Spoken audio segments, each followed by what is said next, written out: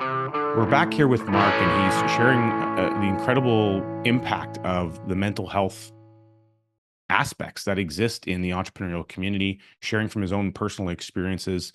Mark, I'm curious a little bit about how would you find, the circumstances really appearing for you in real time in the real world? Obviously, there's things that have been there from the past, from different experiences. They kind of like blossom, they develop more in certain stressful environments. When you're an entrepreneur, stressful environments happen all the time, and so what did you see happen? How would these materialize for you in such a way where you would start to recognize them? And what would you want to maybe have our viewers understand about how to recognize and see it happening in other people? Until just recently, I've always had a fear of public speaking. Mm. And I've pretty much most of the time I talk in front of a group of more than five.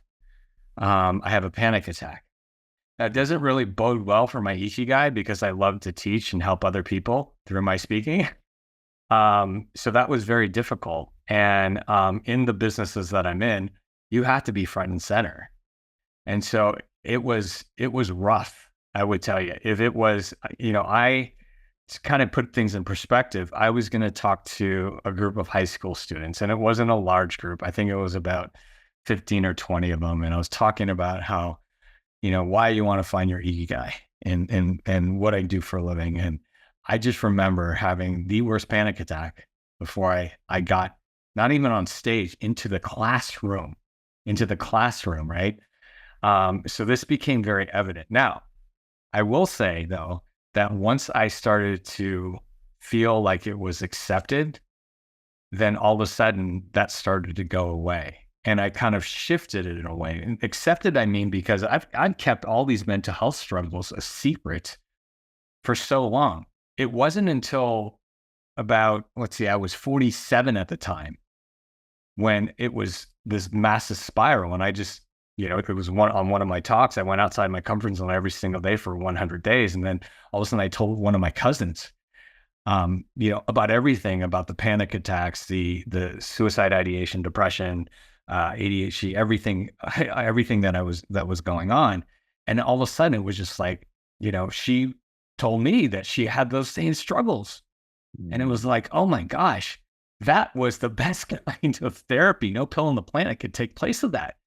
And so I slowly, I'm not going to say quickly, but slowly started to see these opportunities where I can share with other people. Because what was happening is, because I'm very empathetic, I love to help. And it's like, wow, if I open up like this, that other person would open up and they would get that same feeling as I.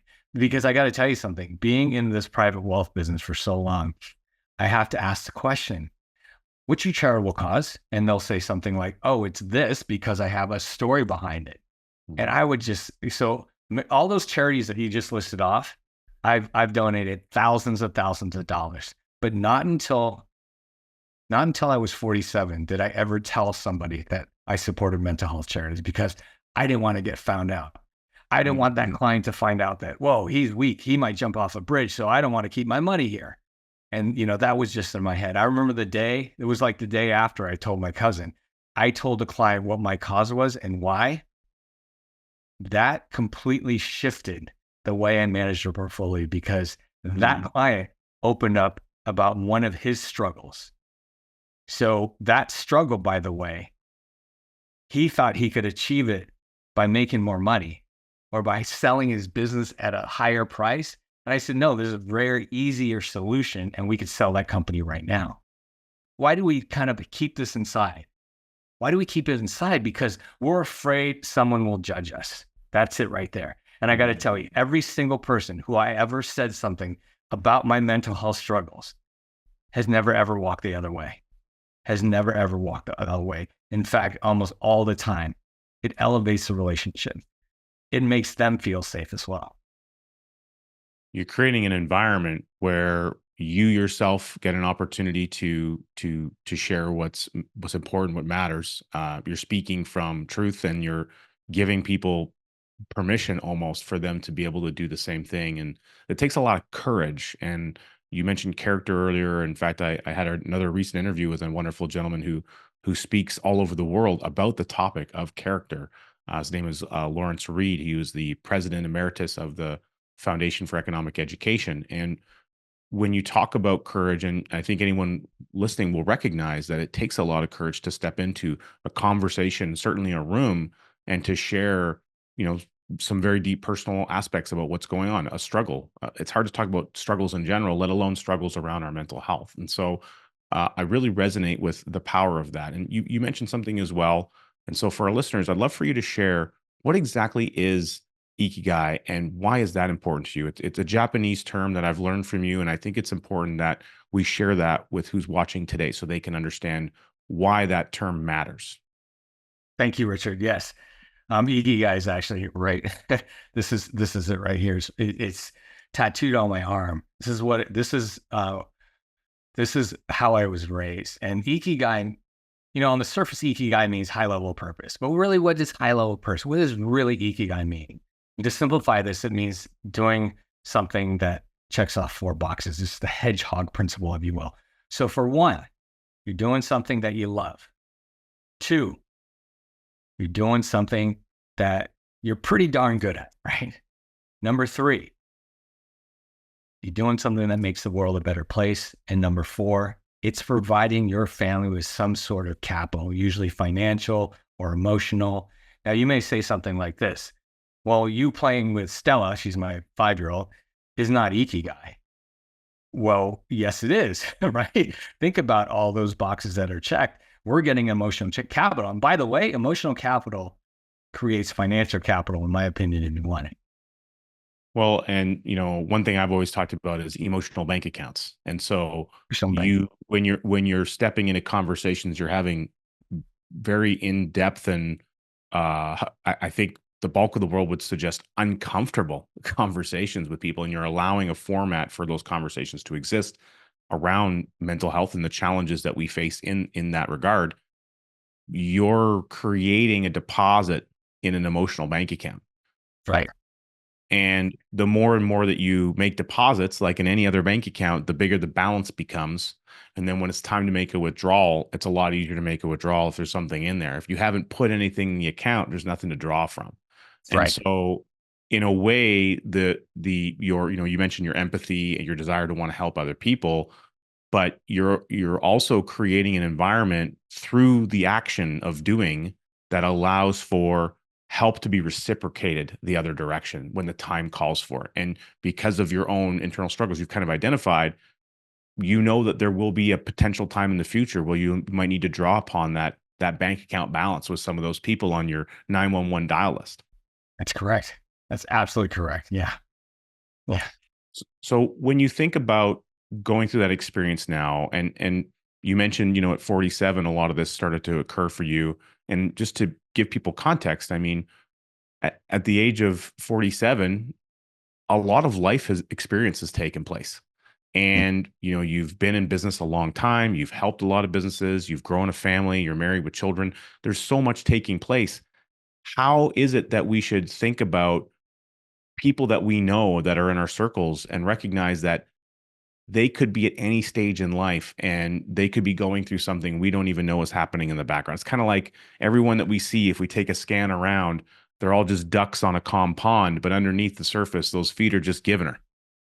Yeah, that's a great question, Richard. I think that for one, if for being a depressed person, or someone that has suffered from depression all my life, we're the people in the room you never ever consider to be sad or have any kind of mental health struggles. Mm. I did a little talk for my oldest daughter and her friends one time, and the premise around it was that I went around the room and said, "Hey, give me 3 words that describe me," and it was I got things like happy, joyful, positive, right, uplifting. You kind of get the picture of that. No one said depressed. No one said anxious. But it surprised the heck out of them when I told them that I suffer from depression. Mm. Just like half the room, actually, as I was talking to. And I feel like So the things not to do is just say, hey, are you depressed? Right? Don't just go up to your friends and start asking if they're depressed.